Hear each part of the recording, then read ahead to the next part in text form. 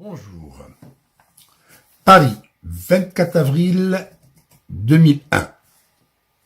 Un général algérien est menacé de poursuites judiciaires pour crimes contre l'humanité. Le lendemain, à bord d'un avion spécial, il s'envole pour Alger après avoir subi une très grande frayeur, la grande peur de sa vie.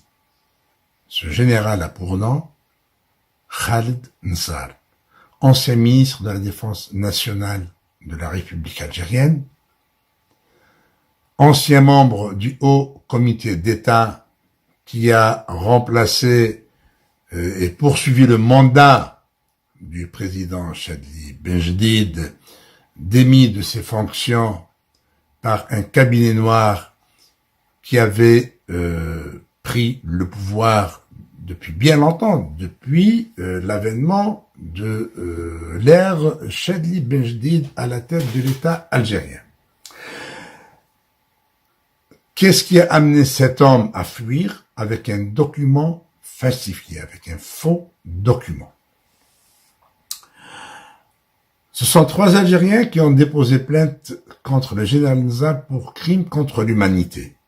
3 Algériens qui ont été torturés, 2 ont été torturés et 1 a perdu son fils durant la guerre civile. Il s'agit de Maître Simozarag, qui vit en exil au Burkina Faso, suite à la déportation de 19 Algériens vers ce pays, à la demande du régime d'Alger, et Charles Pasqua, alors ministre de l'Intérieur du gouvernement français, avait pris à sa charge l'exécution de cette décision d'expulser des Algériens vers le Burkina Faso.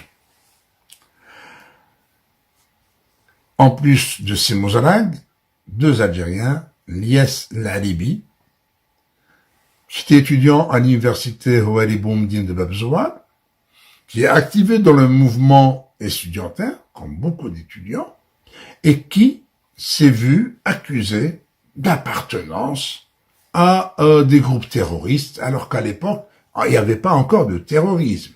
On venait de dissoudre, d'arrêter le processus électoral, de dissoudre le Front islamique du salut qui avait remporté le premier tour des législatives de 1991. Et on avait déporté plus de 10 000 Algériens dans des camps du Sud où les conditions de vie étaient des conditions infrahumaines. Vous pouvez bien ne pas vous entendre avec un adversaire politique, mais vous ne pouvez jamais vous permettre de commettre des crimes contre l'humanité en déportant massivement des hommes pour avoir appartenu à un parti politique de l'opposition. Ces 2 hommes, donc j'ai dit Lies Lalibi, s'est retrouvé dans ces camps. Une fois libéré des camps du Sud, de retour à Alger, il est encore emprisonné. Et le bonhomme a fini par s'exiler et demander l'asile politique en France, où il a publié un livre très édifiant qui a pour titre « Dans les geôles de Nsar ». Un livre que vous pouvez chercher sur Google. En plus de Lies Lalibi, le 3e, c'est Abouhab Bourgzouha, ancien directeur technique national de water polo, ancien champion d'Algérie de natation, et avant son départ en exil, et plutôt avant qu'il ne soit déporté dans les camps du Sud, il était directeur de la polyclinique de Belouizdad. Donc ces 3 Algériens ont déposé plainte. Le général Nsar était à Paris pour présenter son livre « Mémoire du général Nsar ». Il était au centre culturel algérien de Paris, dans le 15e arrondissement, et subitement, vint le directeur de ce centre, qui était un larbin du service, puisque âgé de 76 ans, 77 ans, il était encore en fonction à la tête de ce centre, il s'agissait de M. Bendieb.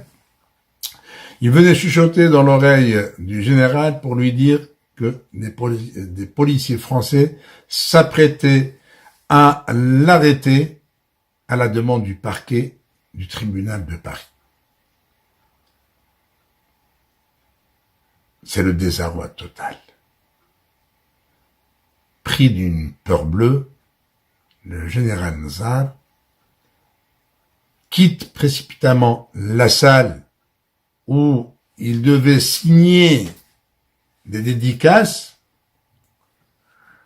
et il va se cacher le temps de voir avec les autorités algériennes, contacter l'ambassade, puisque le centre culturel dépend de l'ambassade d'Algérie à Paris, contacter les autorités algériennes.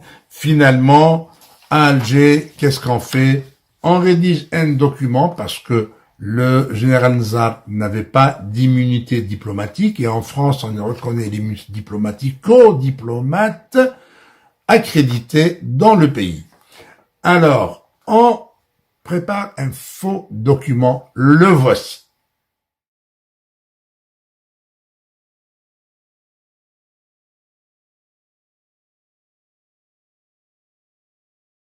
Lisez bien.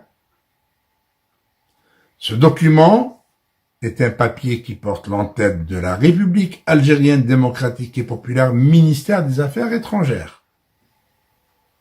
Le secrétaire général. Donc, c'est le secrétariat général du ministère. À qui est adressé ce courrier? À personne. Il est tout simplement écrit: le ministère des Affaires étrangères de la République algérienne démocratique et populaire présente ses compliments à l'ambassade de France à Alger et a l'honneur de porter à sa connaissance que le général Khaled Nazar est en mission officielle en France depuis une semaine. Et parce que tout l'essentiel est là. Et puis, le ministère des Affaires étrangères de la République algérienne démocratique et populaire saisit cette occasion pour renouveler à l'ambassade de France les assurances de sa haute considération. Et fini. Qui signe le document? Personne. Qui est destinataire? Personne. Qui est signataire? Personne. Un cachet et une petite paraphe. Et en bas, on voit ambassade de France à Alger. Est-ce que c'est une copie pour l'ambassade de France? Est-ce que c'est signé à l'ambassade de France? On sait rien. En tous les cas, on l'a envoyé à l'ambassade de France à Alger, lequel ambassade de France va saisir le Quai d'Orsay pour dire avoir reçu un fax. Voilà la teneur du fax. Et aussi, on envoie une copie au général Nazar et un avion spécial pour l'évacuer et l'aider à fuir, fuir la justice française. Évidemment, c'est une véritable humiliation pour l'Algérie, une véritable humiliation pour l'armée algérienne.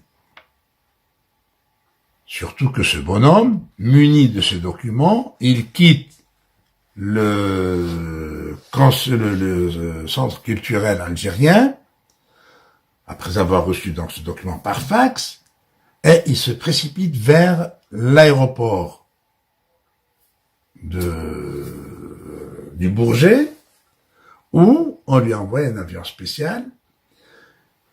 Cet avion ne pouvait pas décoller aussitôt arrivé, parce que il faut qu'il y ait un plan de vol, il faut qu'il y ait une autorisation de vol, donc c'est pas facile de faire voler un avion.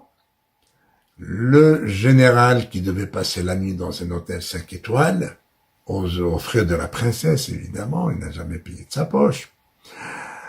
Il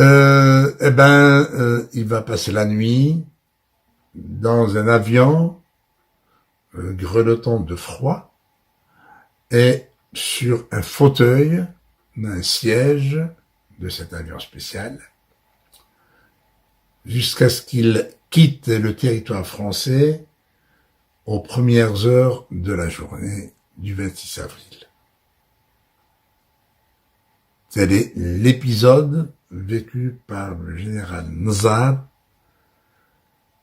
avant celui de Genève en 2011 et avant celui de juillet 2019 où il risque de voir son exil se prolonger pour plusieurs années, lui qui se moquait des hommes et des femmes libres, qui ont dû fuir l'arbitraire, l'injustice et le despotisme et la tyrannie dont il est l'un des instigateurs. Merci de votre attention. Au revoir.